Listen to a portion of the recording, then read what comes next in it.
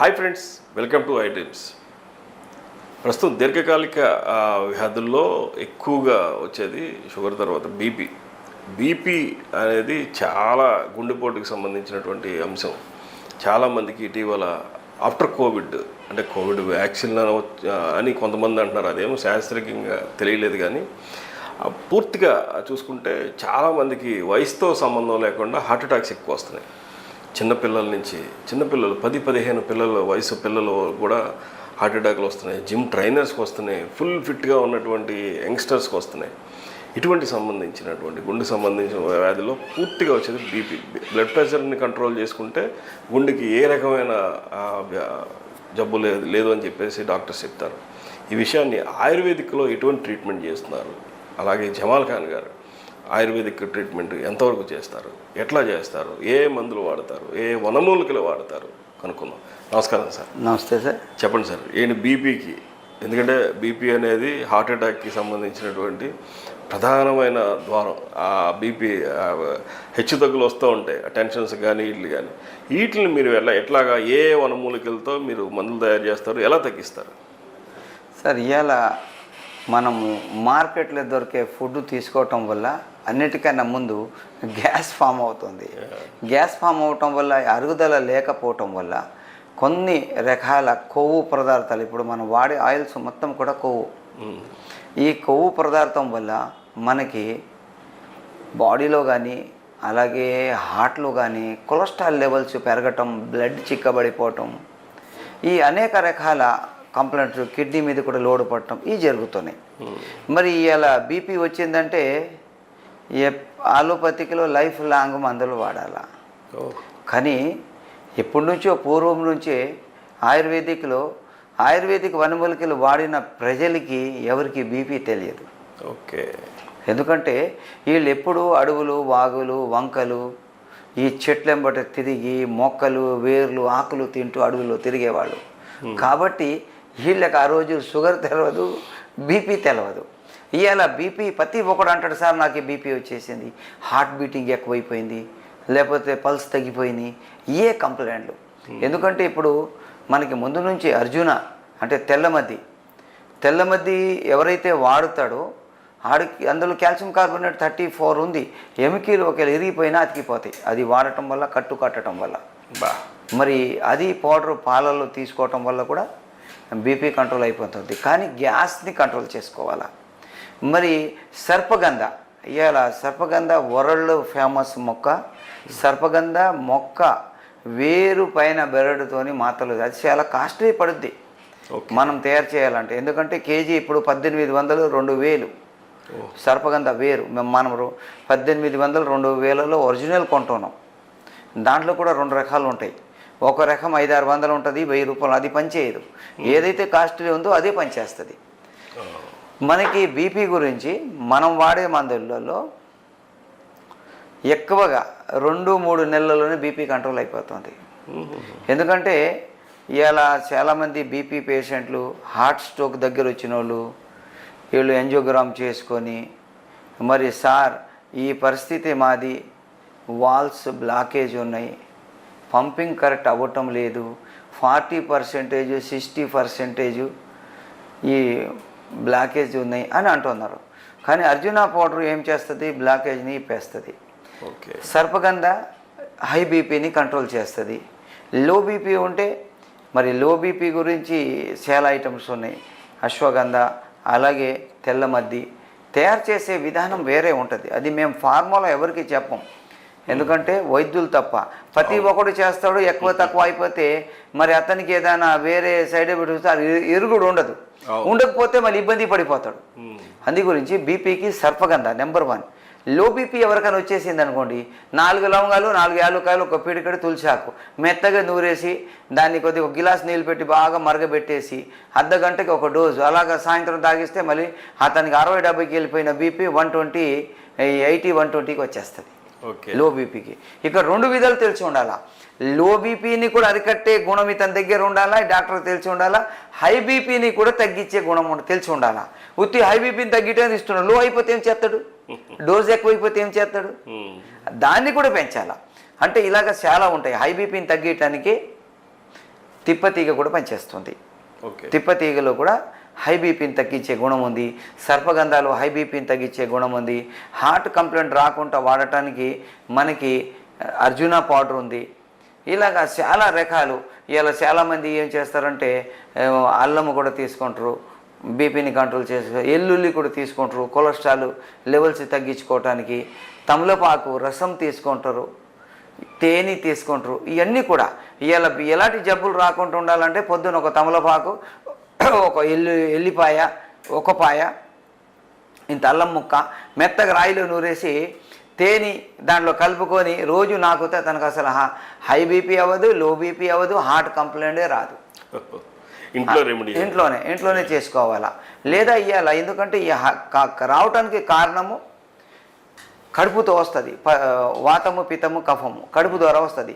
అది కడుపులో ఎలాంటి సమస్యలు రాకుండా ఉండాలంటే 100 గ్రాము శొంఠి, 100 గ్రాము జీలకర్ర, 100 గ్రాము వాము, 100 గ్రాము నల్ల జీలకర్ర, ఒక 10 గ్రాములు నల్లుప్పు వేయించేసి పౌడర్ చేసుకొని పొద్దున టిఫిన్ తర్వాత ఒక స్పూను, మధ్యాహ్నం భోజనం తర్వాత ఒక స్పూను, రాత్రి ఒక స్పూన్. అసలు ఇతనికి పిత్తము, వాతము, కఫం అన్నదే ఉండదు.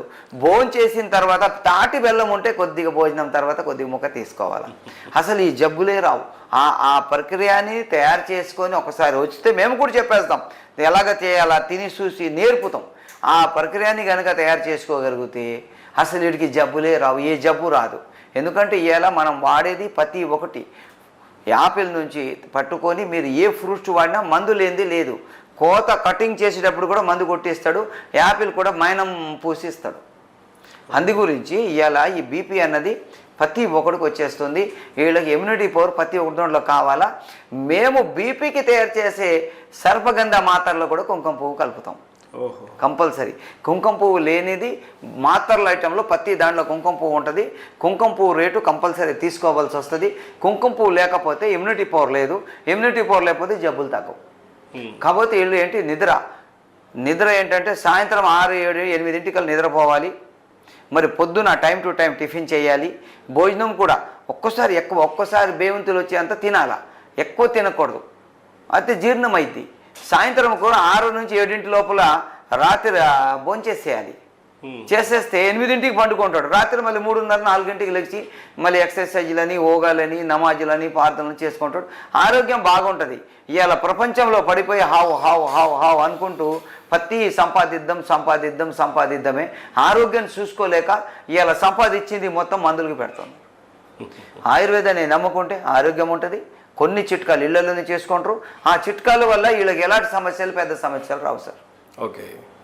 అంటే బీపీ ఇప్పుడు హార్ట్ అటాక్ కూడా కంట్రోల్ అయిపోద్ది మీరు చెప్తున్నట్టు, వాల్స్ క్లియర్ అయిపోతుంది.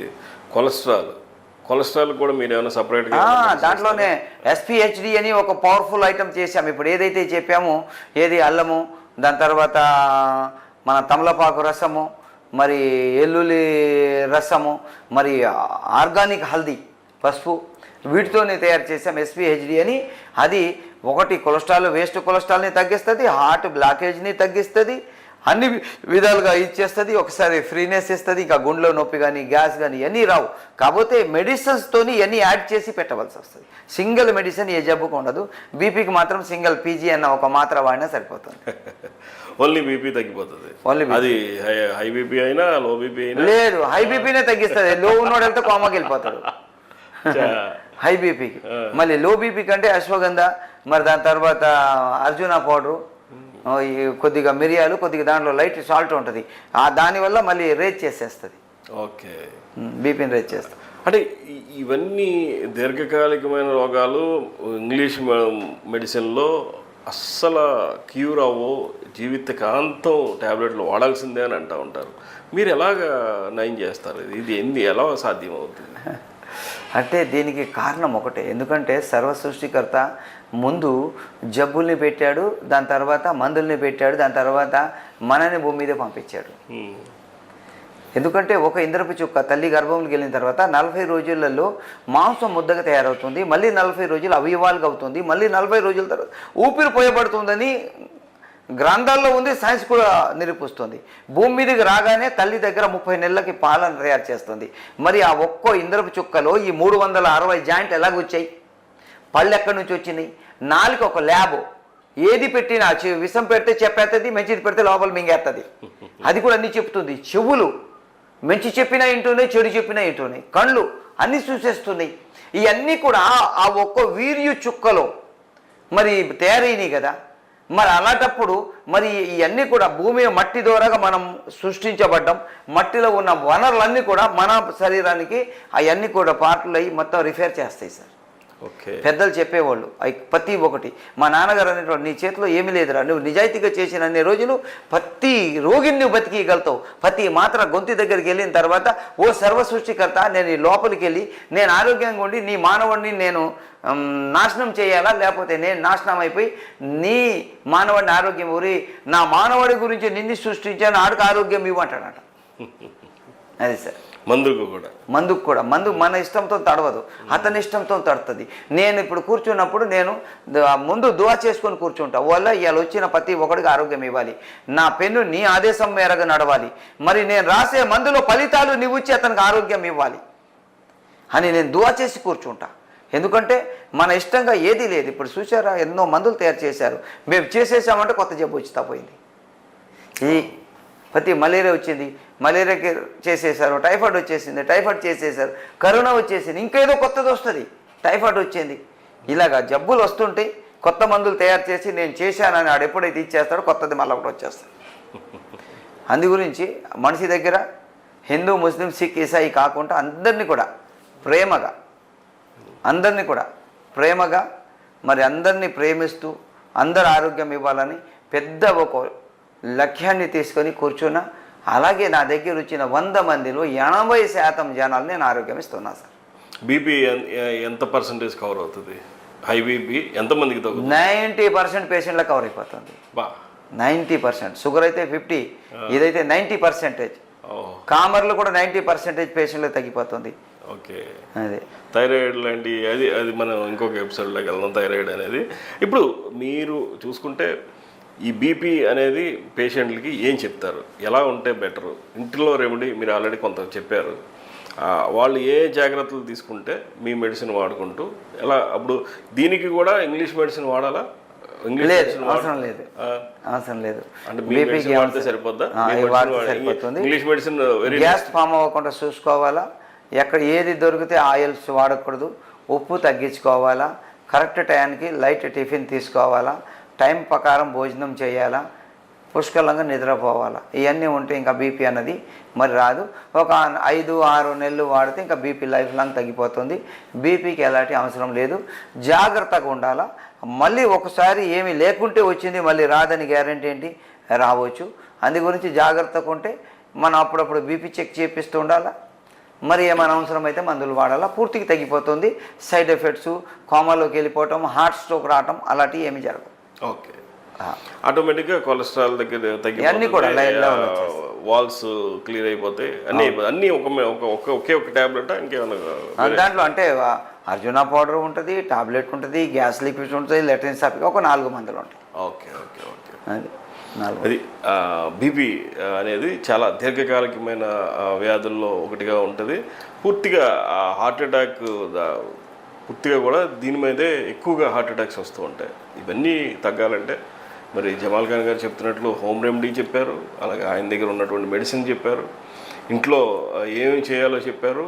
టైం టు టైం ఫుడ్ తీసుకోవాలి, టైం టు టైం పడుకోవాలి. ఇవన్నీ చేస్తే డెఫినెట్గా అసలు బీపీ అనేది మన దరిదాపుల్లోనే చేరదని చెప్పేసి డాక్టర్ చెప్తాను. నమస్కారం డాక్టర్.